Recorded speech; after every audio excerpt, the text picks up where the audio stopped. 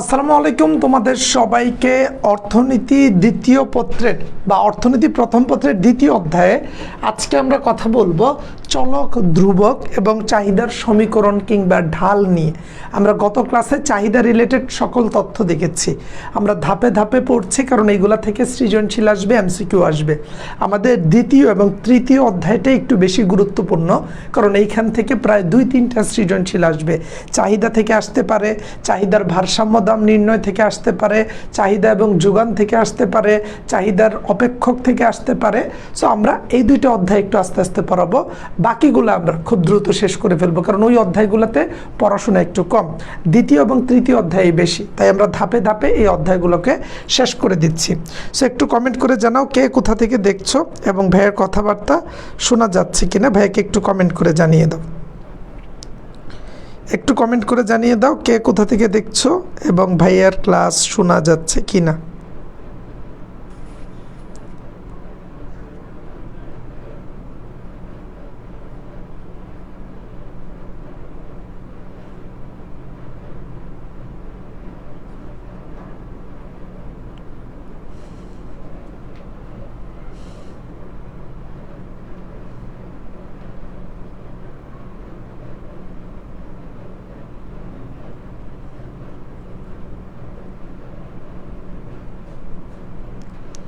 Comment করে একটু জানিয়ে দাও। জি ভাইয়া শোনা যায়, ভাইয়া ঢাকা থেকে দেখছি, অনেকেই দেখছো। আজকে আমরা মূলত অর্থনীতির চলক, ধ্রুবক, চাহিদার সমীকরণ নিয়ে কথাবার্তা বলবো। আমরা যদি আস্তে আস্তে শুরু করি, বাকিরাও যুক্ত হয়ে যাও। দেখো, অর্থনীতি থেকে আমাদের প্রশ্ন আসলে দ্বিতীয় অধ্যায় থেকে আসবে উপযোগ থেকে, যে উপযোগ কি, ক্রমরসমান প্রান্তিক উপযোগ বিধি কোথায় খাটে। আসবে চাহিদা থেকে, চাহিদা বিধির ব্যতিক্রম, চাহিদা বিধি কেন নিম্নগামী হয়। তারপর হচ্ছে চাহিদার ভারসাম্য দাম কীভাবে বের করতে হয় সেটা। এর বাইরে যদি প্রশ্ন আসে তাহলে প্রশ্ন আসতে পারে যোগান থেকে, চাহিদার অপেক্ষক, ঢাল, চাহিদার সমীকরণ, সেগুলা থেকে। সো একটু চটজলদি ভাইকে কমেন্ট করে জানান। আমি আলহামদুলিল্লাহ ভালো আছি ভাই, আমি বাসা থেকে দেখছি, ধন্যবাদ। বাসা থেকেই দেখো, জঙ্গলে গিয়ে যদি একা একা বসে কোনো পাটক্ষেতের মধ্যে দেখো তাহলে তো এটা খারাপ, মানুষ তো খারাপভাবে নিবে। সেই ক্ষেত্রে বাসায় বসে দেখতেছো, এটা খুব ভালো সিদ্ধান্ত তোমার, ঠিক আছে।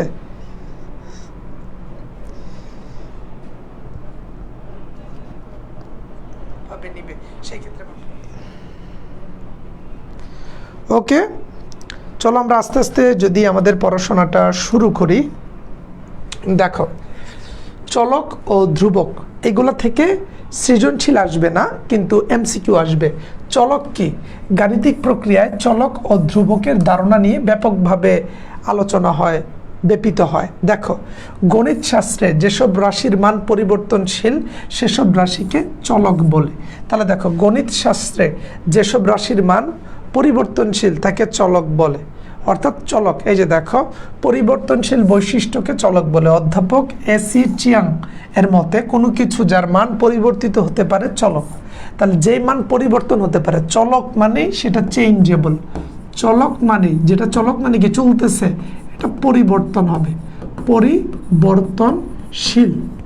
চলক মানেই সেটা পরিবর্তনশীল, এটা পরিবর্তন হতে পারে।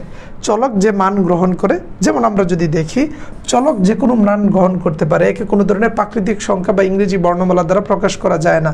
সাধারণত ইংরেজি প্রতীক XYZ, অর্থনীতিতে দাম PIY, নিয়োগ N, চাহিদা D, যোগান S, সুদের হার I, বিনিয়োগ L, তারপর হচ্ছে মানে বিনিয়োগ I, সেটা বড় I, গ্রিক বর্ণ PC, মিউ ইত্যাদি দ্বারা চলককে প্রকাশ করা হয়। চলক মানে যেটা মান পরিবর্তনশীল।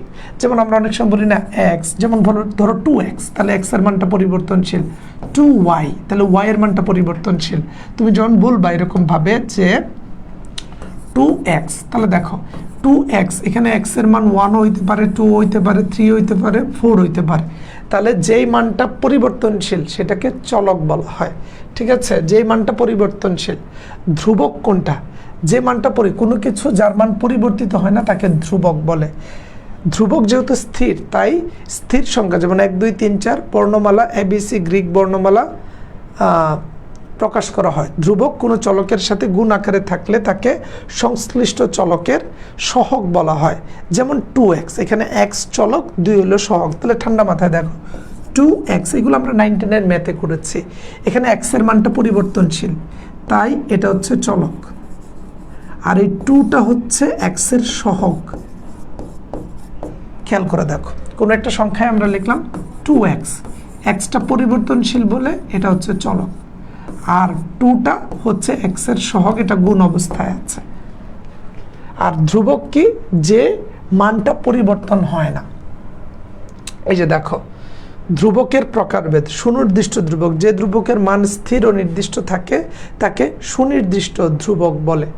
যেমন 8√3, যেমন 8, এটার মান পরিবর্তন হবে না। √3, এটার মান যা আছে তা, কিংবা এগুলোকে বলা হয় সুনির্দিষ্ট ধ্রুবক, এগুলোর মান নির্ধারিত আছে। ইচ্ছামূলক ধ্রুবক, যে ধ্রুবকের মান ইচ্ছা অনুযায়ী পরিবর্তনযোগ্য তাকে ইচ্ছামূলক ধ্রুবক বলে। অনেক সময় আমরা ABC ব্যবহার করি। অর্থাৎ চলক এবং ধ্রুবকের মূল পার্থক্যটাই হচ্ছে চলক পরিবর্তনশীল, ধ্রুবক স্থির। চলক পরিবর্তনশীল, ধ্রুবক স্থির। সৃজনশীল কয়ের জন্য আসতে পারে। চলক কাকে বলে, ধ্রুবক কাকে বলে, চলকের মান কেমন, পরিবর্তনশীল, ধ্রুবকের মান কেমন, স্থির। 2x যদি হয়, x যদি হয় চলক, 2 হবে এর সহগ। চলক, সহগ, ধ্রুবক, এই জিনিসগুলো আমরা বুঝে নিলাম। পরীক্ষায় জ্ঞানমূলক প্রশ্নে আসতে পারে চলক ও ধ্রুবকের মধ্যে 2টি পার্থক্য লেখো, তখন এখানে পার্থক্যগুলো দেয়া আছে সুন্দরভাবে। যে চলকের প্রকারভেদ আছে, আমরা দেখি স্বাধীন চলক, অধীন চলক। আর ধ্রুবকেরও প্রকারভেদ আছে, সুনির্দিষ্ট ধ্রুবক, ইচ্ছামূলক ধ্রুবক। সো এগুলা তুমি একবার রিডিং পড়ে লিখে দিলেই হবে, ঠিক আছে। অর্থনৈতিক চলক, তাহলে এতক্ষণ তো আমরা বেসিক চলকটা পড়লাম, যেটা আমাদের ম্যাথমেটিক বইয়ে পাই, কিন্তু অর্থনীতির ভাষায় চলকটা কেমন সেটা এখন পড়ব। ক্লিয়ার কিনা, বোঝা যাচ্ছে কিনা ভাইয়াকে একটু বলো। ভাইয়া চ্যাপ্টার শেষে করে কোয়েশ্চেন প্র্যাকটিস করিয়েন, করবো ইনশাআল্লাহ। দেখো টপিকগুলো বুঝতেছ কিনা।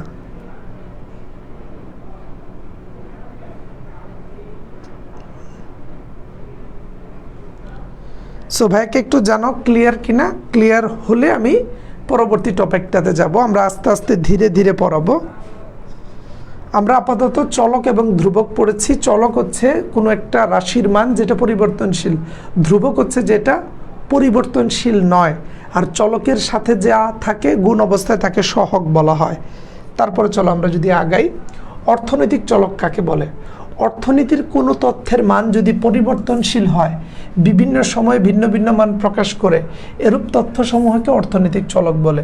অন্যভাবে বলা যায়, অর্থনীতিতে যে সমস্ত রাশি, ধারণা ও বিষয় রয়েছে যাদের মান পরিবর্তনশীল, এগুলোকে অর্থনৈতিক চলক বলে। যেমন চাহিদা, যোগান, দাম, আয়, ভোগ, বিনিয়োগ, সুদের হার, মুনাফা, শ্রম, পুঁজি, সময়, এগুলোকে অর্থনৈতিক চলক বলা হয়।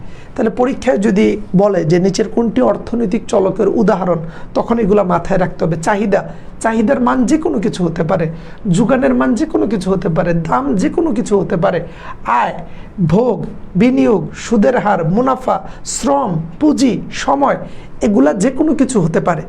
তো তুমি মাথায় রাখবা যে চলকের মান পরিবর্তনশীল, আর চলকের উদাহরণ হিসেবে অর্থনীতিতে চাহিদা, যোগান, দাম, আয়, ভোগ, বিনিয়োগ, সুদের হার, মুনাফা, শ্রম, পুঁজি, সময়, যে কোনো কিছু হতে পারে। আবার দেখো স্বাধীন চলক কি আর অধীন চলক কি। অপেক্ষকমূলক সম্বন্ধের অন্তর্গত চলকগুলোর মধ্যে যে চলকের উপর ইচ্ছামতো মান আরোপ করা যায় বা চলকে আরোপিত যে কোনো মান গ্রহণ করতে পারে এবং এর মানের পরিবর্তনের প্রেক্ষিতে অপর চলকের মানের অনুরূপ পরিবর্তিত সাধন হয়, তাকে স্বাধীন চলক বলে। স্বাধীন চলক হচ্ছে যেখানে আমরা ইচ্ছামতো মান বসাতে পারবো, মানে আমার ইচ্ছা অনুযায়ী স্বাধীনভাবে, সেটাকে স্বাধীন চলক বলে।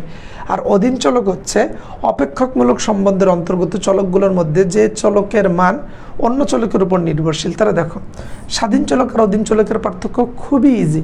স্বাধীন চলক মানে হচ্ছে যে চলকের মান আমরা ইচ্ছে মতো বসাতে পারবো, পরিবর্তন করতে পারবো।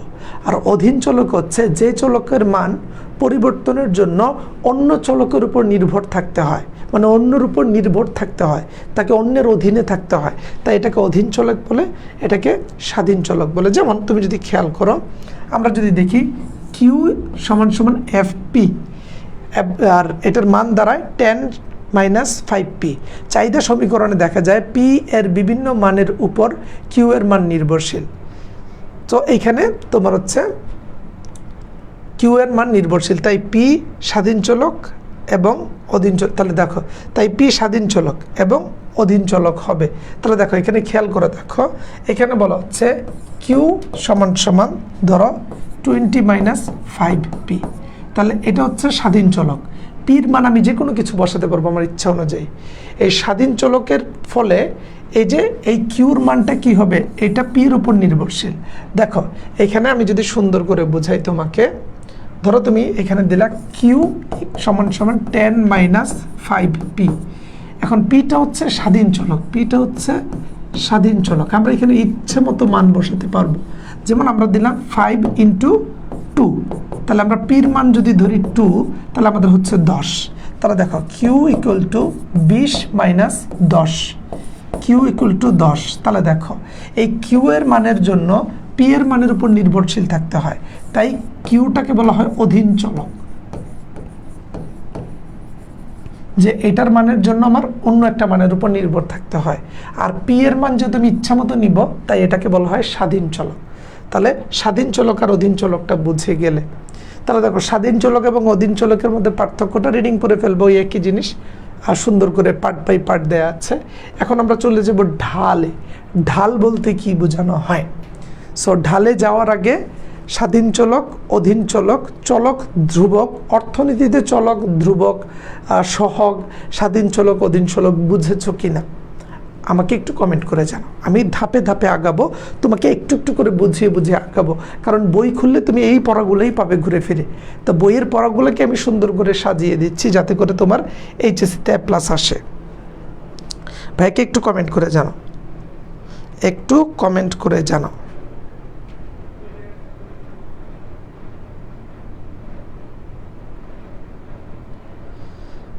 কমেন্ট করে জানাও ভাইয়াকে একটু। এবং তোমরা যদি তোমাদের বন্ধু বান্ধবকে, আমাদের ক্লাস ভালো লাগে, তোমার বন্ধু বান্ধবকে অ্যাড করো, তাহলে কিন্তু তোমাদের জন্য আছে টেস্ট পেপার। আমরা টেস্ট পেপার নিয়ে এসেছি তোমাদের জন্য। এই যে দেখো, আমরা আজকে সব টেস্ট পেপার কিনে এনেছি। সো এই টেস্ট পেপারগুলো তোমাদের জন্য। তোমরা তোমাদের কোনো বন্ধু বান্ধবকে যদি আমাদের পেইড ব্যাচে যুক্ত করাতে পারো, তাহলে তাদেরকেও আমরা এই চমৎকার এই যে তোমার টেস্ট পেপারগুলো দিব, কুরিয়ার করে তোমার বাসায় পাঠিয়ে দিব। তোমার কোনো বন্ধুকে যদি অ্যাড করাতে পারো, তাহলে সে A+ পাবে। এবং এই যে টেস্ট পেপারগুলা, এগুলা কুরিয়ার করে আমরা পাঠিয়ে দিব তোমার বাসায়। কিভাবে পাঠাবো? কুরিয়ার করে পাঠিয়ে দিব তোমার বাসায়। ঠিক আছে স্যার, কেমন আছেন? আমি ভালো আছি রে নাইম। অধীন চলকটা বুঝিয়ে দেন। মাত্র না বুঝালাম অধীন চলক, যেই চলকটা অন্যের উপর নির্ভর থাকে তার মানের জন্য, সেটাকে অধীন চলক বলে। আমি জীবনেও পাবো না, পাবা তোমার কোনো বন্ধুকে ভর্তি করালেই পাবা। ঠিক আছে, চলো আমরা পরেরটা দেখি। অধীন চলক মাত্র বুঝালাম, মাত্র অধীন চলকটা বুঝালাম।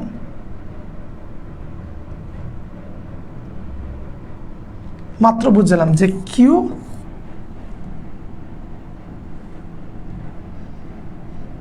দেখো কিউ সমান সমান 10 মাইনাস 5p। তাহলে এখানে এই পিটা হচ্ছে স্বাধীন চলক, কারণ এটার মান ইচ্ছে মতো নেওয়া যায়। আর এটা হচ্ছে অধীন চলক, এটার মান ওই পি এর মানের উপর নির্ভরশীল। কোনো চলকের মান যদি অন্য চলকের মানের উপর নির্ভরশীল হয়, তাহলে সেকে অধীন চলক বলে। যেমন এখন যদি আমরা বলি 10, আর পি এর মান যদি ধরি আমরা 1, এই পি এর মান ইচ্ছে মতো ধরলাম 1, তাহলে কত আসে? 5 আসে। তাহলে কিউ সমান সমান 5। এই কিউ হচ্ছে অধীন চলক। কারণ অধীন চলক কেন বলা হয়? কারণ তার মানের জন্য আরেকটা চলকের উপর নির্ভরশীল থাকতে হয়, তাই তাকে অধীন চলক বলে, ওইটাকে স্বাধীন চলক বলে। ঠিক আছে, এখন চলো আমরা ঢাল দেখি। সাধারণত কোনো অপেক্ষকের স্বাধীন চলকের পরিবর্তনের ফলে অধীন চলকের যে পরিবর্তন হয় তার অনুপাতকে ঢাল বলে। তাহলে এটা পরীক্ষায় দেখো, সাধারণত কোনো অপেক্ষকের স্বাধীন চলকের পরিবর্তনের ফলে অধীন চলকের যে পরিবর্তন হয় তাকে অনুপাত বলে। স্বাধীন চলকের পরিবর্তনের ফলে অধীন চলকের যে পরিবর্তন হয় তার অনুপাতকে ঢাল বলা হয়। ঢাল সরল রৈখিক বা বক্ররৈখিক রেখাচিত্রের সম্পর্কের প্রকৃতি সম্পর্কে পরিমাণগত তথ্য প্রকাশ করে। বিশেষ করে রেখাচিত্রে লম্ব ও ভূমি অক্ষগত পরিবর্তনের অনুপাতকে ঢাল বলে। দেখো, রেখাচিত্রের ভূমি এবং লম্ব অক্ষগত পরিবর্তনের অনুপাতকে ঢাল বলে। অধ্যাপক JF রেগান এবং LB থমাস এর মতে ঢাল বলতে বোঝায় একটি চলক অন্য চলকের প্রতি একক পরিবর্তনে কতটুক পরিবর্তিত হয়। সুনির্দিষ্টভাবে ঢাল হলো কোনো লেখাচিত্রের উলম্ব পরিবর্তনে, মানে নর্মাল কথা হচ্ছে কি, সহজভাবে যদি বুঝো, ঢাল বলতে কোনো একটা স্বাধীন চলকের জন্য অধীন চলকের যতটুক পরিবর্তিত হয়। ধরো x একটা স্বাধীন চলক, y একটা অধীন চলক, এরা একসাথে এখানে আছে x আর y। এখন x আর y একসাথে আছে। এখন ধরো এখানে আমরা দেখলাম এই x উঠে বলল যে আমি আছিলাম এই সাইডে, আমি এখন চলে যাব এই সাইডে। তাহলে x ওই সাইডে গেলে y এর জায়গার পরিবর্তন হচ্ছে। তাহলে স্বাধীন চলকের পরিবর্তনের ফলে অধীন চলকের যেটুক পরিবর্তন হয় তার পরিমাণকে, তার যে অনুপাত, সে অনুপাতকে ঢাল বলা হয়। এই যে দেখো রেখার ঢাল কিভাবে নির্ণয় করে, এই যে দেখো যে অধীন চলকের পরিবর্তন এবং স্বাধীন চলকের পরিবর্তন ভাগ দিয়ে আমরা মান বের করি ঢাল। এই যে দেখো এখানে সুন্দর করে দেয়া আছে, ধরি y সমান সমান 5x। সরল রৈখিক সমীকরণে y চলকের পরিবর্তন হচ্ছে y ডেল্টা এবং চলকের y ডেল্টা চলকের পরিবর্তন হচ্ছে ax। তাহলে চিত্রের মাধ্যমে একটা ঢাল তৈরি করে দেখাচ্ছে, সরল রেখার ঢাল। এই যে দেখো এইটাকে বলা হচ্ছে ঢাল। এই যে এই ক্ষেত্রে তুমি যদি দেখো এখানে আমরা দেখি আমাদের তোমার হচ্ছে চারটা মান দেয়া আছে। প্রথমে আমরা দেখি যে x0 y0 x1 y1। তাহলে এখানে ধরো তোমার হচ্ছে x0 তুমি এখানে পড়লেই পাবা। হ্যাঁ, চিত্রে E0 থেকে এই বিন্দুর ঢাল নির্ণয়ের জন্য অপর একটি বিন্দু E1 নেই। E0 থেকে তোমার হচ্ছে E1 নেই, মানে নর্মাল জিনিস। ধরো একেবারে সুন্দর করে আমি যদি বুঝাই, ধরো এটা হচ্ছে x0, এটা হচ্ছে y0, আমরা একটা মান বের করলাম। এখন এটা স্বাধীন চলক, ধরো আমি এটাকে পরিবর্তিত, ধরো এটা অধীন চলক, এখানে আমরা স্বাধীন চলককে এখানে নিয়ে আসলাম, এখানে আমরা দিলাম x এবং দিলাম এখানে y। তাহলে এই যে দেখো স্বাধীন চলকের ফলে অধীন চলকের এইটুক পরিবর্তন হয়েছে না, এই যে এইটুক যে পরিবর্তন হয়েছে এটাকে আমরা ঢাল বলি। তার মানে অর্থনীতিতে আমরা ঠান্ডা মাথায় দেখি স্বাধীন চলকের পরিবর্তনের ফলে অধীন চলকের যতটুকু পরিবর্তন হয় সেই অনুপাতটাকে ঢাল বলা হয়, যেটা চিত্রের মাধ্যমে দেখিয়ে দিচ্ছে। এই যে দেখো চিত্রের মাধ্যমে সুন্দর করে দেখে ফেলবা। এখানে ছিল x0, এই যে এইটুক দিলাম, তারপরে আমরা এই যে এটাকে বাড়িয়ে দিলাম, এই যে এইখানে আমার এইটুক জায়গা লাগলো, এটাকেই ঢাল বলা হচ্ছে। এটাকে কি বলা হচ্ছে? ঢাল বলা হচ্ছে। এগুলো পরীক্ষায় সরাসরি ওই অর্থে আসবে না, এটা পরীক্ষায় সরাসরি ওই অর্থে আসবে না যে সৃজনশীলে ঢাল ব্যাখ্যা করো। তোমাকে বড়জোর এটা তোমার হচ্ছে জ্ঞানমূলক প্রশ্ন করতে পারে, অর্থনীতিতে ঢাল বলতে কি বোঝায়, কিংবা জ্ঞানমূলক প্রশ্ন করতে পারে সরল রেখার ঢাল কেমন হয়, কিংবা এই যে দেখো বাম দিক থেকে ডান দিকে নিম্নগামী, অর্থাৎ একটু আগে আমরা দেখেছি সরল রেখাটা ছিল এইরকম, এই যে এইটুক ছিল ঢাল। এখন যদি তোমার নিম্নগামী দেখো, তাহলে তুমি যে চাহিদা রেখা এঁকেছিলে, এই যে দেখো চাহিদা রেখা আমরা এঁকেছিলাম, এই যে চাহিদা রেখার এই অংশটাকে তারা ঢাল বলছে। এই যে একটা চলকের পরিবর্তনের ফলে আরেকটা চলকের যেটুক পরিবর্তিত হয় এই অংশটাকে, যে কালো অংশটাকে ঢাল বলা হচ্ছে। এই যে দেখো এই অংশটা ঢাল, এই অংশটা কি ঢাল। তাহলে ঢাল খুঁজে বের করার সিস্টেমটা বুঝেছ, তাই না? এরপরে দেখো মনে করি ডিডি, আচ্ছা ওই একই জিনিস এখানে সুন্দর করে আবার ব্যাখ্যা করে দিয়েছে। সো পরীক্ষা এটাও দিতে পারে যে সরল রেখার ঢাল নির্ণয় করো, সেই ক্ষেত্রে এই চিত্রটা এঁকে এই তথ্যের ব্যাখ্যাটা এখানে দিয়ে দিবা, দেয়া আছে।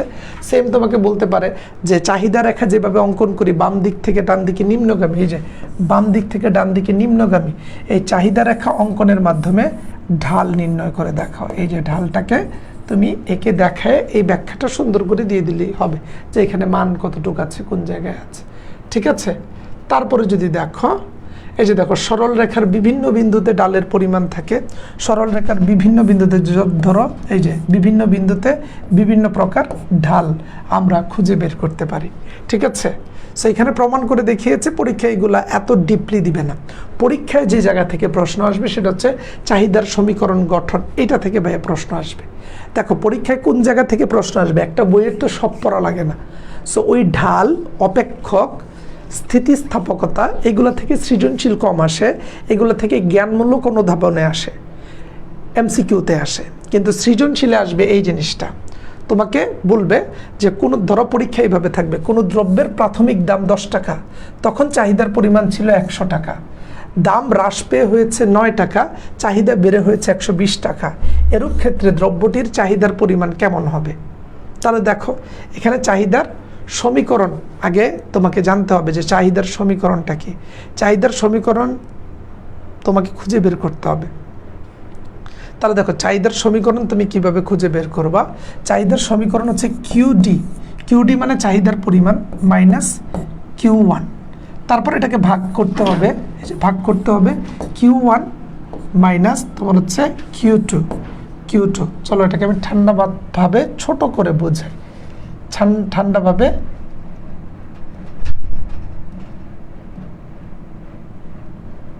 এই যে চলো এটা ঠান্ডাভাবে ছোট করে বুঝাই। QD মাইনাস Q1 ভাগ Q1 মাইনাস Q2, এটা হচ্ছে চাহিদার সূত্র, এটা তোমাকে মাথায় রাখতে হবে। তারপর হচ্ছে P minus P1 minus P2, এটা হচ্ছে সূত্র, চাহিদার সমীকরণ বের করার সূত্র। তাহলে আমরা এখানে মানগুলো একটু বসাই, ঠান্ডা মাথায় দেখো। Q1 মানে হচ্ছে চাহিদার পরিমাণ প্রথমে কত ছিল। Q1 মানে হচ্ছে চাহিদার পরিমাণ প্রথমে কত ছিল। এই যে দেখো চাহিদার পরিমাণ প্রথমে ছিল 100, আমি দিলাম প্রথমে চাহিদার পরিমাণ 100। দেখো চাহিদার পরিমাণ প্রথমে ছিল কত, 100, পরে ছিল কত, 120। কিউডি মানে হচ্ছে চাহিদা, আর Q1 সমান হচ্ছে 100 সমান। আবার এখানে বের করি P1 মানে হচ্ছে প্রথম দাম ছিল 10 টাকা, P2 হয়েছে 9 টাকা, তারপরে P তো P আর P1 সমান হচ্ছে কত, P1 সমান হচ্ছে 9 টাকা। P এর প্রথম মান ছিল 9 টাকা। তাহলে এটা আমরা বের করেছি, এটা আমরা লিখেছি কি QD minus Q1 minus Q2, P minus P1 minus P2, এটা হচ্ছে সূত্র। এই সূত্রের মাধ্যমে আমরা সংখ্যা দেয়া থাকলে চাহিদার সমীকরণ খুঁজে বের করব। তাহলে এখানে খেয়াল করে দেখো, আমরা যদি এই মানটাকে নিয়ে কাজ করি, এখানে দেখো 100 থেকে 120 গেলে -20, এখানে হচ্ছে QD মাইনাস 100 সমান 10-এর থেকে 9 গেলে এইখানে হচ্ছে 1, আর এখানে হচ্ছে P মাইনাস 9। এরপরে তুমি ম্যাথটা করে ফেলবা। দেখো QD মাইনাস 100 সমান মাইনাস দিয়ে যদি গুণ করি -20P মাইনাসে +9। এখন তুমি করো QD তোমার হচ্ছে সমান এই -20P, তারপর হচ্ছে +9 মাইনাস 100 এর দিকে গেলে কি হয়ে যাবে, +100 হয়ে যাবে। -100 ওইদিকে গেলে কি হবে, +100 হয়ে যাবে, তাই না? এই যে দেখো এখানে পুরো ম্যাথটাই করে দেওয়া আছে। এই যে দেখো এখানে পুরো ম্যাথটাই তারা অলরেডি করে দিয়েছে, আমরা যেভাবে করছি। এখানে আমার জায়গা নাই, আমি তোমার এইখান থেকেই দেখাই দেই। এই যে দেখো এখানে পুরো ম্যাথটা করা আছে। এই যে দেখো QD মাইনাস 100, তারপরে 100 মাইনাস 120, তাহলে 100 মাইনাস 120 থাকলে এখানে -20 থাকে, আর এখানে থেকে P মাইনাস 10, QD মাইনাস 100, আর ওইটা দিয়ে আমরা গুণ করলে যে দেখো -20P, আর ওইদিকে হয়ে যায় 200। আমরা যদি এদিকে হচ্ছে তোমার 10 পাই, 20 দিয়ে 10কে গুণ করলে কত থাকে, 200। তারপর QD সমান এই 100কে দিকে নিয়ে যাই, তাহলে 200 আর 100 কত, 300 মাইনাস 20P। ঠিক আছে, এই যে QD সমান 300 মাইনাস 20P। এইভাবে আমরা হচ্ছে চাহিদার সমীকরণ বের করি। দেখো চাহিদার কি বের করি, সমীকরণ। এই যে তো চাহিদার সমীকরণ হচ্ছে Q D minus Q one minus কিউ2 সমান সমান P minus P one minus পি2। আমরা মান কত কত পেয়েছিলাম? আমরা নিচে পেয়েছিলাম তোমার হচ্ছে 100 মাইনাস 120, উপরে পেয়েছিলাম কিউডি মাইনাস 100, এখানে পেয়েছিলাম আমরা 9 মাইনাস এখানে আমরা পেয়েছিলাম 10 মাইনাস 9, এখানে আমরা পেয়েছিলাম প্রথমে দাম ছিল 10, তারপরে হচ্ছে 9 পি মাইনাস 9। তারপরে যদি একটু খেয়াল করে দেখো, এখানে দেখো পির সাথে যদি আমরা গুণ দিই তাহলে 100 থেকে গেলে হচ্ছে -20। আচ্ছা দেখো এখানে -20 কিউডি মাইনাস 100, এখানে হচ্ছে 1 আর এখানে হচ্ছে পি মাইনাস 9, 9 না তো 10 হবে, এটা হবে 10। এটা কি হবে? 10 হবে, কারণ প্রথমে দাম ছিল কত? প্রথমে দাম ছিল 10।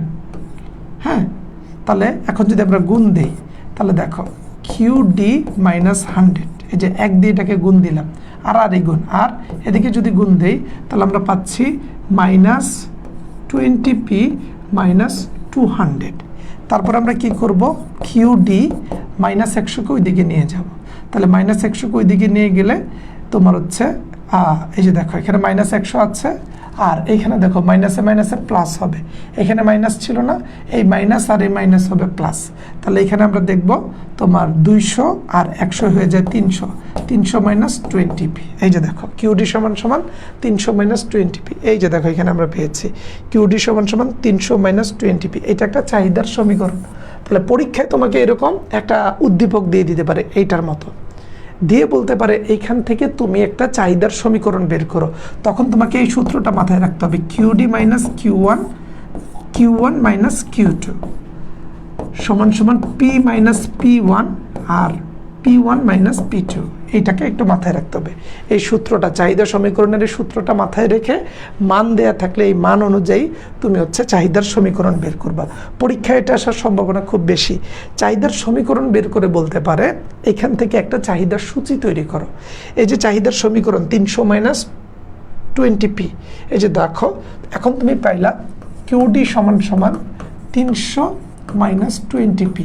এখন তোমাকে বলতে পারে এখান থেকে একটা চাহিদা সূচি তৈরি করো। এখন দেখো চাহিদা সূচি আমরা কিভাবে তৈরি করতে পারি। ধরো এইখানে আমরা যদি দেই, ধরো এখানে দিলাম আমরা পরিমাণ কোয়ান্টিটি, আর এখানে আমরা দিলাম দাম, ধরো এখানে আমরা প্রাইস দিলাম যে কোয়ান্টিটি, আর এখানে হচ্ছে পি সমান সমান দাম। তাহলে দেখো এখানে আমরা দিলাম কিউডি আর এখানে দিলাম পি সমান সমান দাম। তাহলে তুমি যদি ঠান্ডা মাথায় খেয়াল করো তাহলে দেখো তুমি যদি দাম ধরো, পির মান যদি ধরো হচ্ছে 100, পির মান যদি ধরো 100, তাহলে কিউডির মান হচ্ছে কত? তাহলে কিউডি সমান সমান আমরা দেখি 300 মাইনাস 2 ইন্টু 100, তাহলে 300 মাইনাস 200 সমান সমান 100। তাহলে তুমি দেখো তুমি যদি পির মান ধরো, এই যে পির মান আমি যদি ধরি কত, পির মান ধরি যদি আমি 100, তাহলে কিউডির মান হয় আমার 100। পির মান যদি আমি ধরি তাহলে দেখো এখানে দাম যত আমার চাহিদা তত। এখন যদি আমি দাম বাড়াই, ধরো এখন আমি চিন্তা করলাম পির মান হচ্ছে 150 বা 150 দিলে তো বেশি হয়ে যাবে। ধরো পির মান আমরা ধরলাম 120, পির মান ধরলাম কত 120। তাহলে খেয়াল করে দেখো 2 ইন্টু 120 তাহলে কত হচ্ছে 240। তাহলে দেখো আমরা যদি পির মান নিই 120, তখন কোয়ান্টিটির দাম হয়ে যায় 80। এই যে দেখো দাম 100 ছিল, চাহিদা ছিল 100, দাম যখন 120 চাহিদা হয়ে গেছে 80। দাম যদি এখন আমরা নেই 130, দাম 130 নিলে চাহিদার পরিমাণ হয়ে যাবে 40। তাহলে এই যে দেখো চাহিদার এই যে সমীকরণ থেকে আমরা দাম এবং চাহিদার পরিমাণ বের করতে পারছি। আর এখানে আমরা দিতে পারি সংমিশ্রণ বিন্দু এ বি সি। তাহলে পরীক্ষায় আসতে পারে ওই জায়গা থেকে যে চাহিদার সমীকরণ যেটা আমরা বের করেছি উদ্দীপক থেকে, সেটা দিয়ে বলতে পারে যে চাহিদার সমীকরণ থেকে চাহিদার সূচি বানাও। এরপর বলতে পারে এই চাহিদার সূচি থেকে চাহিদার রেখা অঙ্কন করো। তাহলে আমরা যদি এখন চাহিদার রেখা অঙ্কন করি, ধরো পি, ধরো এটা আমাদের পি আর এটা হচ্ছে কিউডি। তাহলে আমরা যদি দেখি দাম ধরো 50, দাম হচ্ছে 100, 150, 150 তো না, আরও কম করে দিই তাহলে বুঝতে সুবিধা হবে। ধরো আমরা দেই 30, 60, 90, তারপর হচ্ছে 120, তারপর হচ্ছে 150। আর এখানে আমরা দেই ধরো এখানে আমাদের কোয়ান্টিটি আছে কোথায় 180, 40। তাহলে ধরো আমরা দেই 20, 40, 60, 80, 100। হ্যাঁ, এখন আমরা এটাকে জোড়া লাগাই, চলো দেখি। আমরা দেখি কত, দাম যখন 100, চাহিদা তখন 100। তাহলে দাম যখন 100, দাম 100 কোথায়, এই যে এখানে দাম আছে 100। দাম যখন 100 তখন চাহিদার পরিমাণ কত, এই যে দেখো দাম যখন 100, চাহিদার পরিমাণ তখন কত 100। এই যে দেখো আমি যদি সুন্দর করে দেখিয়ে দেই, এই যে দেখো দাম যখন 100, চাহিদার পরিমাণ তখন 100। দাম যখন 120, তখন চাহিদার পরিমাণ কমে কত হচ্ছে 80। দাম যখন 120, চাহিদার পরিমাণ কমে হয়ে যায় 80। দাম যখন 130, দাম যখন 100 ধরো 30, তখন চাহিদার পরিমাণ হয়ে যাচ্ছে 40। তাহলে এইখানে এই যে এইটুকু আমরা যোগ করব, এটাকে বলে চাহিদা রেখা। পরীক্ষায় কিন্তু এটা আসতে পারে, পরীক্ষায় এটা আসার সম্ভাবনা খুব বেশি। তোমাকে বলবে যে উপরে একটা উদ্দীপক দেয়া আছে, সেখান থেকে বলবে যে চাহিদার সমীকরণ বের করো, তখন তুমি এই সূত্র বসিয়ে চাহিদার সমীকরণ বের করলা। তারপর বলতে পারে সেই চাহিদার সমীকরণ থেকে এটা দিতে পারে সৃজনশীল গতে, এখানে সৃজনশীলের গতে দিতে পারে, দিয়ে বললো যে উপরের উদ্দীপক থেকে চাহিদা সমীকরণ বের করো, চাহিদা সমীকরণ বের করো। আর ঘতে বলল যে সমীকরণ থেকে হ্যাঁ চাহিদার সূচি ও রেখা অঙ্কন করো, রেখা অঙ্কন করো। তখন বলতে পারে যে চাহিদার সমীকরণ, প্রথমে বললো যে উদ্দীপক থেকে চাহিদা সমীকরণ বের করো, তারপরে ঘতে বলতে পারে চাহিদা সমীকরণ থেকে চাহিদার সূচি ও রেখাটা অঙ্কন করে দেখাও। এটা খুব বেশি ইম্পর্টেন্ট, পরীক্ষায় আসার সম্ভাবনা অনেক বেশি। ঠিক আছে, এই যে দেখো চাহিদার সংকোচন প্রসারণ, চাহিদা অনেক সময় বাড়ে, চাহিদা অনেক সময় কমে, সেটাকে বলে চাহিদার সংকোচন এবং প্রসারণ। এই যে দেখো চাহিদার সংকোচন ও প্রসারণ। সংকোচন মানে উপরের দিকে যাওয়া, প্রসারণ মানে সেটা নিচের দিকে যাচ্ছে। চাহিদার সংকোচনও হয় আবার প্রসারণও হয়। কিভাবে হয়, এই যে দেখো চাহিদার সংকোচন, যখন দাম বাড়ছে, দাম বেড়ে যাওয়ার ফলে চাহিদা কমে যাচ্ছে, সেটাকে বলে চাহিদার সংকোচন। যদি কোনো কিছুর দাম বাড়ে, ধরো যখন 8 টাকা ছিল তখন 10 জন মানুষ কিনতো, যখন এটা 12 টাকা হয়েছে তখন এটা কিনতেছে 5 জন মানুষ, কারণ বেশি দাম হতে এখন আর বেশি মানুষ কেনে না। আবার যদি দামটা তোমার হচ্ছে 8 টাকার থেকে কমে 4 টাকা বা 3 টাকা হয়ে যায়, তখন আবার 20 জন মানুষ কমছে। তাহলে এই যে যখন 20 জন মানুষ কিনবে সেটা বলে চাহিদার প্রসারণ, মানে চাহিদা বাড়ছে। আবার যখন 5 জন মানুষ কিনবে সেটাকে বলে চাহিদার সংকোচন। তার মানে কি, দাম কমলে চাহিদা বাড়ে, সেটাকে বলে চাহিদার সংকোচন। দাম বাড়লে চাহিদা কমে, সেটাকে বলে মানে প্রসারণ বলে। যেটা দাম চাহিদা বাড়লে সেটাকে বলে চাহিদার প্রসারণ, মানে প্রসার হচ্ছে, বাড়ছে। আর যদি দাম বাড়ার কারণে চাহিদা কমে যায় সেটাকে সংকোচন বলা হয়। পরীক্ষায় আসতে পারে চাহিদার সংকোচন কি প্রসারণ কি, বিশ্লেষণ করে দিবা। ঠিক আছে, চাহিদার হ্রাস বৃদ্ধি বুঝেছো কিনা ভাইকে একটু কমেন্ট করে বলো। ভাই 11, 12, 13, 14 করে যাবে, হ্যাঁ করে যাবে যে কোনোভাবে।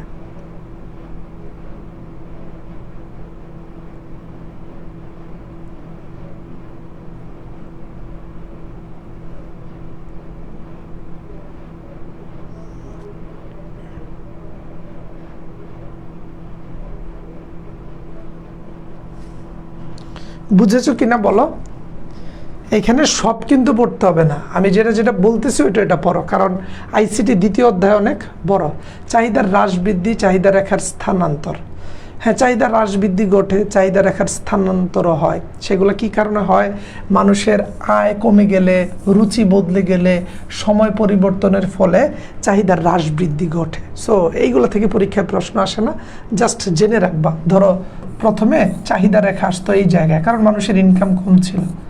এরপরে হঠাৎ করে মানুষের আয় ইনকাম বাড়লো, তখন হয় কি মানুষের আয় ইনকাম বাড়লে তার চাহিদা রেখাটাও বাড়ে।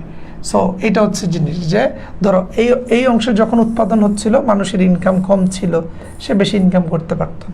এখানে যখন হচ্ছে তখন মানুষের ইনকাম আরও বাড়লো, সে আগের চাইতে বেশি আয় করে, বেশি ভোগ করে। এরপরে যখন বাড়লো তখন তার ইনকাম আরও বেড়েছে। তাই এটাকে বলে, ধরো এটা হচ্ছে চাহিদা রেখা, এই ডি নটটা হচ্ছে মূল চাহিদা রেখা। এটাকে বলা হয় চাহিদার হ্রাস, চাহিদা কমে গেছে। আর এটাকে বলা হয় চাহিদার বৃদ্ধি। সেই ক্ষেত্রে চাহিদার হ্রাস বৃদ্ধি ঘটে অনেক সময়। এটা ধরো মূল চাহিদা রেখা। এখন এটা হচ্ছে চাহিদার হ্রাস, এখানে চাহিদা কমে গেছে। আবার এটা হচ্ছে চাহিদা বৃদ্ধি পাওয়া। অনেক সময় ধরো তোমার টাকা পয়সা, ধরো বাংলাদেশের সবাই এখন বেশি টাকা কামায়। কিভাবে কামায়? ধরো আমরা আমাদের কোনো একটা জিনিস, ধরো আমরা নতুন করে একটা রিমোট বানাতে পারি, আমরা সবাই বানাতে শিখে গেছি বাংলাদেশের, এবং ইউরোপের সবাই এই রিমোটটা কিনতে চায়। এখন আমরা প্রত্যেকে এই রিমোটটা ইউরোপের মানুষের কাছে বিক্রি করে দিচ্ছি। এখন সবাই বেশি বেশি টাকা দিচ্ছে, সবাই টাকা পাচ্ছে। তাহলে আমরা যখন এই রিমোট বিক্রি করে টাকা পাচ্ছি, আমাদের কি হচ্ছে? আয় বৃদ্ধি পাচ্ছে। তখন আমাদের চাহিদা বাড়বে, আমরা আগের চাইতে বেশি ভোগ করতে চাবো, আগের চাইতে বেশি খেতে চাবো। আগে টাকার কারণে, দামের কারণে যে জিনিসগুলা না খেয়ে চলে আসতাম, এখন বলবো যে বেশি টাকা দিয়ে হলো এটা খাবো, কারণ আমার কাছে টাকা হয়েছে। তাহলে এটা কি? চাহিদা বৃদ্ধি পায় যদি মানুষের আয় বৃদ্ধি পায়। আবার ধরো মানুষের আয় কমে গেছে, হ্যাঁ মানুষের আয় কমে গেছে, ধরো এটা হচ্ছে চাহিদা রেখা। এখন আমার আয় কমে গেছে, আগে যে পরিমাণ টাকা আমি ইনকাম করতাম, আগে আমি ইনকাম করতাম মাসে 40,000, এখন 20,000। তাহলে এই ক্ষেত্রে আমার কী হবে? আমার চাহিদা কমে যাবে। আগে আমি যদি দুপুরে আধা কেজি ভাত রান্না করতাম, এখন বলবো যে 250 গ্রাম চাল রান্না করো, এই যে কমিয়ে দাও, যে আমি বলবো যে এখন কমিয়ে দাও। আগে যদি আমি ধরো হচ্ছে 1 লিটার তেল কিনতাম, এখন আধা লিটার কিনবো। কেন? কারণ আমার ইনকাম কম। তাহলে আয়, রুচি, অভ্যাস, সময়। যেমন ধরো রমজান মাসে তো আমাদের অন্যান্য জিনিসপত্রের চাহিদা কমে যায়। যেমন ধরো রমজান মাসে আমরা অনেক বেশি পরিমাণে আইসক্রিম খাই না, রমজান মাসে পটেটো চিপস এগুলো আমরা খাই না। তো এটা সময়ের কারণে, একটা অভ্যাসের কারণে তৎকালীন সময় চাহিদা কমে যায়। তখন কিন্তু চিপস, আইসক্রিম এগুলা কেউ খায় না, কেউ কক্সবাজার বেড়াতে যায় না রমজান মাসে। সেই ক্ষেত্রে কিন্তু ওই জায়গায় তুমি যদি চাহিদা রেখা দেখো, তাহলে একেবারে নিচের দিকে কমে যাবে, হ্রাস হবে। পরিবর্তক ও পরিপূরক দ্রব্য। পরিবর্তক দ্রব্য মানে একটার পরিবর্তে আমরা, এই যে দেখো, দুটি দ্রব্যের মধ্যে একটির পরিবর্তে অন্যটি ভোগ করা যায় এবং সমান উপযোগ পাওয়া যায়, এদেরকে পরিবর্তক দ্রব্য বা বিকল্প দ্রব্য বলা হয়। যেমন চা না খেয়ে কফি খেলাম, একই ধরনের উপযোগ বা লাভ পেলাম। চিনি না খেয়ে গুড় খেলাম, এদেরকে বিকল্প দ্রব্য বা পরিবর্তক দ্রব্য বলা হয়। যে একটা না খেয়ে আরেকটা খেলাম, এগুলো এমসিকিউ আকারে আসতে পারে বা তোমার প্রশ্ন করতে পারে যে পরিবর্তক দ্রব্য কি। এই যে দেখো, যে আগে ধরো পরিবর্তক দ্রব্য এমন হয় যে আগে আমি এটা খাইতাম, এখন আমি অন্যটা খাচ্ছি। এই যে দেখো, আগে ধরো আমি চা খাইতাম, পরিবর্তক দ্রব্য হিসেবে এটার পরিবর্তে এখন আমি কফি খাচ্ছি, চিনির পরিবর্তে গুড় খাচ্ছি। আবার দেখো পরিপূরক দ্রব্য, পরিপূরক মানে একটার সাহায্যে আরেকটা হয়। যেমন বিল্ডিং নির্মাণের জন্য প্রয়োজন পড়ে সিমেন্ট, রড। চা পানের জন্য চা পাতা, চিনি, দুধ। গাড়ি চালানোর জন্য প্রয়োজন পড়ে পেট্রোল, অকটেন। পরিপূরক মানে কি? একে অন্যকে সাহায্য করে। এখন আমি যদি চা বানাতে চাই, তাহলে আমার চা পাতা লাগবে, আমার দুধ লাগবে, আমার চিনি লাগবে। তাহলে এই চায়ের পরিপূরক দ্রব্য হচ্ছে চা পাতা, দুধ, চিনি। এটা হচ্ছে পরিপূরক, মানে সাহায্য করে। আমি যদি গাড়ি চালাতে চাই, তাহলে আমার অকটেন লাগবে, ডিজেল লাগবে। এগুলো হচ্ছে পরিপূরক, মানে মেইন জিনিসটাকে সাহায্য করে। তাহলে পরিবর্তক আর পরিপূরক দ্রব্য তো বুঝেছ। পরিবর্তক মানে চার পরিবর্তে কফি খেলাম, সমান লাভ হল। চিনি না খেয়ে গুড় খেলাম, শরবত না খেয়ে আখের রস খেলাম, মানে একরকম ফিল পাচ্ছি, মিষ্টি লাগছে। আর পরিপূরক মানে হচ্ছে একটাকে সাহায্য করে। চা খেতে গেলে চিনি লাগে, চিনি দিয়ে চা খেতে হয়, মানে সাহায্য করে। এই যে দেখো পরিপূরক দ্রব্য, যে একটাকে আরেকটা সাহায্য করে, এটা এইটা, ঠিক আছে।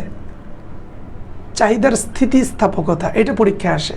কোনো অপেক্ষকের স্বাধীন চলকের মধ্যে অপরাপর চলক স্থির থেকে কোনো একটি স্বাধীন চলকের আপেক্ষিক বা শতাংশিক পরিবর্তনের ফলে অধীন চলকের যে আপেক্ষিক বা শতাংশিক পরিবর্তন ঘটে, এই পরিবর্তনের অনুপাত বা হারকে স্থিতিস্থাপকতা বলে। চাহিদার স্থিতিস্থাপকতা কি? কোনো একটা অপেক্ষকে স্বাধীন চলকের পরিবর্তনের ফলে অধীন চলকের যতটুকু পরিবর্তিত হয় সেটাকেই স্থিতিস্থাপকতা বলে। যেমন ধরো, স্থিতিস্থাপকতা অর্থনীতিতে বিভিন্ন বিষয় হতে পারে, যেমন চাহিদার স্থিতিস্থাপকতা, যোগানের স্থিতিস্থাপকতা, আয় ব্যয় পরিবর্তক বা আড়াআড়ি দ্রব্যের স্থিতিস্থাপকতা। চাহিদার স্থিতিস্থাপকতা বিষয়টা কি? চাহিদার স্থিতিস্থাপকতা বলতে অন্যান্য অবস্থা অপরিবর্তিত থাকলে চাহিদা অপেক্ষককে বিবেচ্য স্বাধীন চলকসমূহের মধ্যে যে কোনো একটি স্বাধীন চলকের আপেক্ষিক বা শতাংশিক পরিবর্তনের ফলে চাহিদার যে পরিবর্তন ঘটে সেটাকে চাহিদার অপেক্ষক বলে। চাহিদার স্থিতিস্থাপকতা বিষয়টা কেমন? যদি তুমি খেয়াল করে দেখো, চাহিদার অপেক্ষকে যেসব বিষয় বা উপাদানের উপর চাহিদা নির্ভর করে, চাহিদার স্থিতিস্থাপকতাও তত প্রকার হতে পারে। যেমন চাহিদার দাম স্থিতিস্থাপকতা, চাহিদার আয় স্থিতিস্থাপকতা, চাহিদার আড়াআড়ি স্থিতিস্থাপকতা। তবে অনেক অর্থনীতিবিদ চাহিদার স্থিতিস্থাপকতা বলতে চাহিদার দাম স্থিতিস্থাপকতাকেই বুঝেন। এইগুলো কিন্তু পরীক্ষায় আসে। মানে চাহিদার স্থিতিস্থাপকতা কি, এই জিনিসটা যদি বুঝো ভাইয়া। স্থিতিস্থাপকতা মানে হচ্ছে স্বাধীন চলকের পরিবর্তনের ফলে অধীন চলকের যেটুক পরিবর্তন হয় সেটাকেই স্থিতিস্থাপকতা বলা হচ্ছে। এখন ধরো কোনো একটা জিনিসের দাম বেড়ে যাওয়ার ফলে চাহিদার তো কিছুটা পরিবর্তন হয়। এই যে দামের পরিবর্তনের ফলে চাহিদার পরিবর্তন হচ্ছে, ওই বিষয়টাকে স্থিতিস্থাপকতা বলে বোঝানো হচ্ছে। এখানে বিভিন্ন সংজ্ঞা দেয়া আছে। অধ্যাপক মার্শাল কি বলেছেন, অর্থনীতিবিদ লিপস কি বলেছেন, অধ্যাপক কেয়ার্ন কর্স কি বলেছেন, অধ্যাপক কুটসওয়ানিস কি বলেছেন, একটু দেখে রাখবা। ঠিক আছে? এই যে দেখো, চাহিদার স্থিতিস্থাপকতা নির্ণয়ের সূত্র আছে, যে চাহিদার পরিবর্তন এবং চাহিদা। এই যে দেখো, এখানে আমরা দেখি, এই যে চাহিদার পরিবর্তন, চাহিদা আগে কত ছিল এখন কত আছে। প্রাথমিক চাহিদা হচ্ছে কিউ, আর এখানে হচ্ছে ডেল্টা পি, আর নিচে হচ্ছে পি। তাহলে এটা লিখতে বলছে। এটা কিভাবে বের করে তুমি এটাকে ম্যাথমেটিক্যালি খুঁজে বের করতে পারবা। এই যে দেখো, তোমাকে জন বলে চাহিদার পরিবর্তন, ধরো আগে চাহিদা ছিল 10, এখন সেটা কমে হয়েছে 9। তাহলে তুমি এখানে লিখবা তোমার ডেল্টা কিউ মানে হচ্ছে তোমার পরিবর্তিত চাহিদা। পরিবর্তিত চাহিদা হচ্ছে 9, আর প্রাথমিক চাহিদা হচ্ছে 10। এই যে দেখো, প্রাথমিক চাহিদা তুমি লিখবা প্রাথমিক চাহিদা 10 আর পরিবর্তিত চাহিদা 9। তারপরে দামের ক্ষেত্রে দেখবা পরিবর্তিত দাম, ধরো আগে দাম ছিল 9, দাম বেড়ে হয়েছে 10। তাহলে এইভাবে তুমি এখন ক্যালকুলেশন করে 9 দিয়ে 10কে ভাগ দিবা, 10 দিয়ে 9কে ভাগ দিবা, এটার ভাগফল এটার ভাগফল দিয়ে এটাকে ভাগ করলে চাহিদার স্থিতিস্থাপকতা বেরিয়ে আসবে। চাহিদার স্থিতিস্থাপকতার বিভিন্ন ধারণা, দাম, আয়, আড়াআড়ি স্থিতিস্থাপকতা। এই যে দেখো, চাহিদার দাম স্থিতিস্থাপকতা, চাহিদার আয় স্থিতিস্থাপকতা, চাহিদার আড়াআড়ি স্থিতিস্থাপকতা। দেখো, দাম বাড়লে, চাহিদার কোনো কিছুর দাম বাড়লে চাহিদার পরিবর্তন হয়, এটাকে বলা হয় চাহিদার দাম স্থিতিস্থাপকতা, অর্থাৎ দামের সাথে পরিবর্তন হয়। চাহিদার আয় স্থিতিস্থাপকতা মানে হচ্ছে আয় বাড়লে বা কমলে পরিবর্তিত হয়। আর চাহিদার আড়াআড়ি স্থিতিস্থাপকতা হচ্ছে, এই যে দেখো এখানে সবগুলো জিনিস সূত্রের মাধ্যমে দেয়া আছে, এইগুলো থেকে পরীক্ষায় মাঝে মধ্যে প্রশ্ন আসতে পারে। এই যে দেখো, কোনো দ্রব্যের পূর্বের দাম ছিল 10 টাকা, চাহিদা ছিল 100, দাম পরিবর্তিত হয়েছে 9 টাকা, দাম কমাতে চাহিদা বৃদ্ধি পেয়েছে। সো এই ক্ষেত্রে তোমাকে বলা হচ্ছে যে এই ক্ষেত্রে তুমি এর মানটা খুঁজে বের করো। তাহলে দেখো, চাহিদার আড়াআড়ি স্থিতিস্থাপকতা দিয়ে তুমি এটাকে করতে পারো, যেমনটা আমরা দেখেছিলাম। এই যে তুমি আগে আমরা যেভাবে দেখেছি এইভাবে তুমি ম্যাথ করলে হবে। Q1 মানে 110, আর আগের দাম ছিল কিউ। P1 মানে 9, P = 10। তাহলে আমরা যদি বের করি, পার্থক্য বের করি, দেখো ডেল্টা কিউ মানে হচ্ছে তুমি পার্থক্য বের করবা। ডেল্টা কিউতে তুমি পার্থক্য বের করো। কিউ আগে পরিমাণ কত ছিল? আগে পরিমাণ ছিল 100, এখন হয়েছে 110। তাহলে 110 থেকে যদি 100 যায়, তাহলে আমাদের ডেল্টা কিউর মান হচ্ছে 10। ডেল্টা পি এর মান কত? আগে দাম ছিল 9 টাকা, এখন হচ্ছে 10 টাকা। তাহলে এখানে আমরা পাচ্ছি কত? 1।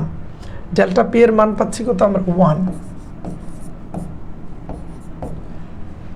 তাহলে দেখো এখন যদি আমরা চাহিদার স্থিতিস্থাপকতা বের করি, এই যে দেখো চাহিদার স্থিতিস্থাপকতা বের করলে আমরা বলতে পারি ডেল্টা কিউ রে ভাগ দিব ডেল্টা পি দ্বারা, আর এখানে গুণ দিব পি ইন্টু কিউ।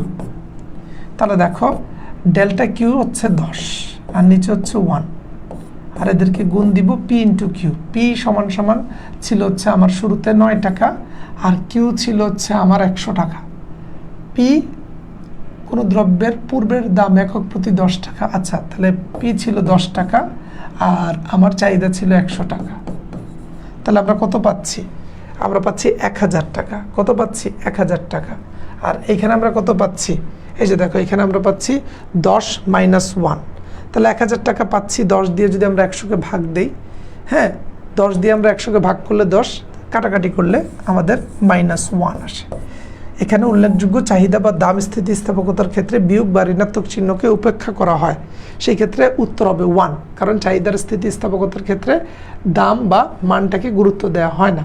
সো এগুলো ওই অর্থে পরীক্ষায় আসবে না, সো এটা নিয়ে প্যারা খাওয়ার কিছু নাই। জাস্ট দেখে রাখবে যে পরীক্ষায় আসলে যেন তুমি লিখে আসতে পারো।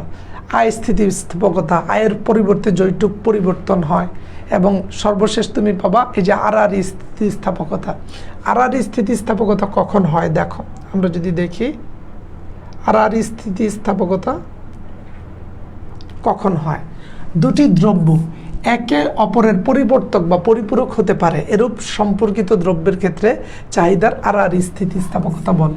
দেখো দাম বাড়লে চাহিদার দাম স্থিতিস্থাপকতা, মানুষের আয় বাড়লে যদি চাহিদা কমে বাড়ে সেটাকে আয় স্থিতিস্থাপকতা। আর দুইটা দ্রব্য যদি হয় যে আমি চা খাবো না আমি কফি খাবো, এই ক্ষেত্রে আমরা আরআরই স্থিতিস্থাপকতা ব্যবহার করি, যে একটার ফলে আরেকটার যে পরিমাণ পরিবর্তন হবে সেইটাকে তোমার হচ্ছে আরআরই স্থিতিস্থাপকতা বলে। এগুলোর ম্যাথ দেয়া আছে পরীক্ষায়, এখান থেকে কোনো সরাসরি ম্যাথ আসবে না যে চাহিদার স্থিতিস্থাপকতা বের করে দেখাও। সেই ক্ষেত্রে তুমি এই সূত্রটা ব্যবহার করলেই হবে। এই যে তোমার ডেল্টা কিউ ইন্টু ডেল্টা তোমার হচ্ছে, এই যে দেখো তুমি প্রথমে বের করবা ডেল্টা কিউ ভাগ দিবা ডেল্টা পি দিয়ে, আর এর সাথে পি ইন্টু কিউকে গুণ করে দিবা, তাহলে স্থিতিস্থাপকতা বের হয়ে আসবে। ঠিক আছে, সো ডেল্টা কিউ মানে তোমার Q1 মাইনাস Q2, আর ডেল্টা পি মানে হচ্ছে P1 মাইনাস P2। ঠিক আছে, এই যে ডেল্টা মানে এটার থেকে এটার বিয়োগফলটা এখানে বসাবা, এটার থেকে এটার বিয়োগফলটা বসাবা, ক্যালকুলেটর করে এটা গুণ দিয়ে মান বের হলে ওইটাকেই তুমি দিবা। এবং ঋণাত্মক মানগুলা অ্যাকসেপ্টেবল না, তুমি দেখবা যে এখানে এই যে বারবারই লেখা থাকবে যে ঋণাত্মক মানগুলা কখনোই অ্যাকসেপ্টেবল হবে না। সো এই ছিল আমাদের আজকের ক্লাস। এখান থেকে চাহিদার সমীকরণটা দেখবা, আর স্থিতিস্থাপকতা, অপেক্ষক, ঢাল, এই জিনিসগুলো জাস্ট বেসিক ধারণাটা নিয়ে রাখবা, যেন এমসিকিউ টাইপ কোয়েশ্চেন বা জ্ঞানমূলক বা অনুধাবনে আসলে লিখতে পারো। বাট মেইন সৃজনশীলে এই প্রশ্নগুলো দেওয়ার সম্ভাবনা কম। মেইন সৃজনশীলে ওই চাহিদা রেখা অঙ্কন করা, চাহিদা সমীকরণ, চাহিদা থেকে ভারসাম্য দাম নির্ণয় করো, ওইগুলাই আসবে, কারণ বিগত বছরের প্রশ্ন অ্যানালাইসিস করলে সেগুলাই দেখা যায়। সো এটা ছিল আমাদের আজকের প্রজেক্ট। আমাদের এটা হচ্ছে একটা ক্লাস। নেক্সট ক্লাসে মনে হয় আমরা যুগান নিয়ে কথাবার্তা বলবো। নেক্সট ক্লাসে আমরা যুগান নিয়ে কথাবার্তা বলবো, এবং আগামী ক্লাসের মাধ্যমে দ্বিতীয় অধ্যায় শেষ হবে। আগামী ক্লাসের মাধ্যমে দ্বিতীয় অধ্যায় শেষ হবে। দ্বিতীয় অধ্যায় শেষ হলে আমরা তৃতীয় পড়ব। বাকিগুলো আবার বেশি একটা কঠিন না। চতুর্থ, পঞ্চম, ষষ্ঠ ওইগুলো আবার খুব দ্রুতই শেষ করা যাবে। চতুর্থর মধ্যে বাজার আছে, মনোপলি বাজার, ডিউপসনি বাজার, সো এখানে বাজার নিয়ে আমরা পড়াশোনা করব। আর তৃতীয় অধ্যায়টা একটু বড়, এখানে কয়েকটা টার্ম আছে, তোমার গড় আয়, প্রান্তিক আয়, এইগুলো থেকে প্রশ্ন আসে। গড় ব্যয়, প্রান্তিক ব্যয়, এখান থেকে প্রশ্ন আসে। কেন ইউ আকৃতির হয়, ঠিক আছে, এই মানগুলোকে বের করতে হয়, এই যে এইগুলো থেকে প্রশ্ন আসে। সো এইগুলো আমরা নেক্সট ক্লাসে, আরেকটা ক্লাস লাগবে দ্বিতীয় অধ্যায়ের, এবং আমি চেষ্টা করব ওয়েবসাইটে ক্লাসগুলো সুন্দর করে সাজিয়ে গুছিয়ে উপস্থাপন করে দিতে। ঠিক আছে ভাই, একটু আস্তে করালে সুবিধা হতো। আস্তে বলতে বুঝি নেই। হ্যাঁ, ইউসরা চৌধুরী, বল ব্যাট পরিপূরক দ্রব্য। হ্যাঁ, সো আজকে আমরা চেষ্টা করেছি একটা বেসিক ধারণা দিতে। ও আরেকটু ধীরে ধীরে বুঝাইলে ভালো হতো। ধীরে ধীরে বলতে এখানে তো কঠিন আহামরি কোনো কিছু ছিল না। ওই তোমার সমীকরণটাকে একটু ভালো করে দেখবা, আর বাকিগুলো হচ্ছে ক্লাসের লেকচারটা ভালো করে একবার করে পড়লেই হবে, এখানে দেয়া আছে সব কিছু।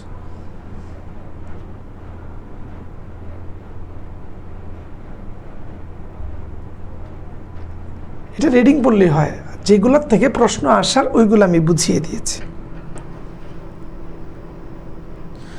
প্রশ্ন সবসময় আগের বছরের মতো হয়। প্রশ্ন বুঝার সিস্টেমই হচ্ছে বইয়ের সৃজনশীল দেয়া। বইয়ের মধ্যে কয়েকটা উদাহরণ সৃজনশীল আছে না, গাইড আছে না, আর আমরা তোমাদের অর্থনীতি টেস্ট পেপারও নিয়ে এসেছি। আমরা এগুলা কুরিয়ার করে পাঠিয়ে দিব, তোমার বাসায় চলে যাবে সকল বই। ঠিক আছে ভাইয়া, সবগুলো সূত্র একসাথে লিখে দিলে ভালো হতো। এখানে সবগুলো সূত্র আছে, তুমি লিখে নিও। এখানে সবগুলো সূত্র সুন্দর করে দেওয়া আছে, তোমার যেটা যেটা লাগে। এই যে দেখো, এখানে চাহিদার অপেক্ষকের সূত্র, স্থিতিস্থাপকতার সূত্র, এই যে এখানে একটা সূত্র, এরপর হচ্ছে এগুলো আসে না পরীক্ষায়। তুমি যদি চাও তাহলে যে এখানে সবগুলো সূত্র দেয়া আছে। হ্যাঁ, এই যে দেখো সবগুলো সূত্র এখানে সুন্দর করে দেয়া আছে, তুমি চাইলে এই সূত্রগুলো অনুযায়ী পড়তে পারো, বাট এগুলো আহামরি দরকার নেই, আসে না।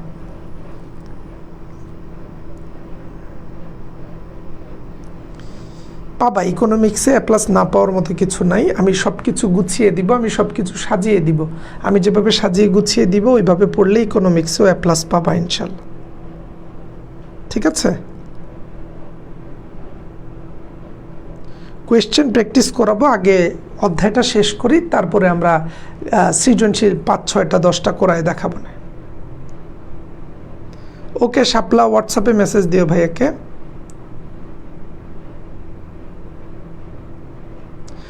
আর রেখার ঢাল কিভাবে নির্ণয় করে ওইটা একটু দেখাই দেন। রেখার ঢাল কিভাবে নির্ণয় করে ওইটা পরীক্ষায় তো তোমার আসবে না ওই অর্থে, তারপরে তুমি চাইলে দেখতে পারো।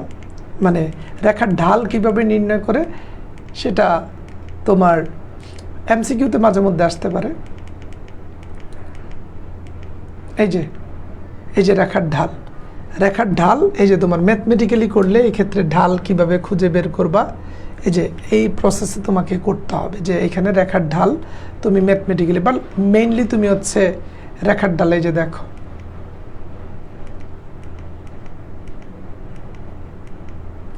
এই যে দেখো রেখার ঢাল। রেখার ঢাল তুমি কিভাবে নির্ণয় করবে একটা ম্যাথের মধ্যে তুমি দেখবা। এই যে দেখো, এই অংশটাকে একটা রেখার ঢাল বলা হচ্ছে। সো এখানে তুমি এই যে পুরো এক্সপ্লেনেশনটা রিডিং পড়লেই বুঝে যাবে যে আমরা এই যে ই নট বিন্দুর ঢাল হচ্ছে তোমার এই ডেল্টা ওয়াই ডেল্টা এক্স। এই যে দেখো ডেল্টা ওয়াই ডেল্টা এক্স, এবং এটাকে ভাগ দিলে আমরা পাবো E2 E1, এবং এটাকে ভাগ দিলে তোমার হচ্ছে ই নট E2। সো এগুলো পরীক্ষায় এইভাবে আসবে না, তোমাকে বলবে না যে এখান থেকে ঢাল নির্ণয় করে দেখাও। সো যদি বলে জাস্ট এই ম্যাথমেটিক্যাল জিনিসটাই, যে এই জিনিসটা যে প্রথমে তোমার মান ছিল ধরো এতটুক, তারপরে তুমি এটাকে আরেকটু বাড়িয়ে দিয়েছো, এই অংশটাকেই ঢাল বলে। সো এটাকে তুমি যে আমি ডেল্টা এক্স এবং ধরো তোমার হচ্ছে ডেল্টা ওয়াই থাকে, এই যে দেখো ডেল্টা এক্স এবং ডেল্টা ওয়াই, এটাকে ভাগ করলে যে ফলাফল বেরোবে সেটাই হচ্ছে ঢাল। সেই জিনিসটাই ঢাল হিসেবে বের হয়ে আসে। ঠিক আছে, পরীক্ষায় এইভাবে কিছু বলবে না। পরীক্ষায় বড়জোর বলতে পারে ঢাল কাকে বলে, ঢাল কি, এগুলো আসতে পারে। কারণ অর্থনীতি এমন একটা বিষয়, খুব ডিপ কোয়েশ্চেন করলে অনেকে ফেল করে যাবে।